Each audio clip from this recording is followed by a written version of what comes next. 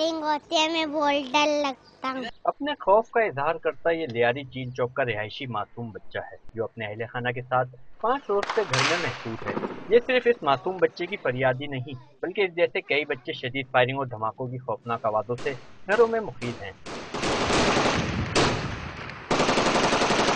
बच्चों के वालिदैन का कहना है कि खौफ से बड़ों को नींद नहीं आती तो ये बच्चे कैसे सो सकते हैं। फायरिंग इतनी हो रही है, ना रातों को सो पाते हो ना दिनों को सो पाते हैं, और बच्चे भी स्कूल नहीं जा पा रहे।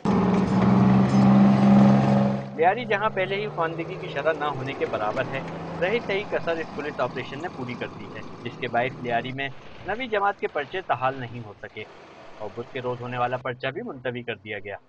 हुकूमत की जानिब से लियारी के मुतासरा इलाकों के मकीनों को आर्जी रिहाइश और राशन की तकसीम भी नाकिस मनसूबा बंदी के बायस बदनज़मी का शिकार है। कभी से इधर बिठा के रखा है, हम बैठे हुए चुप बैठो, दे रहे और अभी से इधर भगा रहे, इधर से भगा, हम लोग जावे कहाँ गरीब लोग। राशन रखा हुआ है, सब अंदर रखा हुआ है, राशन नहीं दे रहा है गरीब को। और मुतासरीन सख्त धूप में कई घंटे थानों के बाहर धक्के खाते और एहतजाज करते नजर आ रहे हैं। कैमरामैन अली अहमद जान के साथ आसिम खान, डॉन न्यूज़, कराची।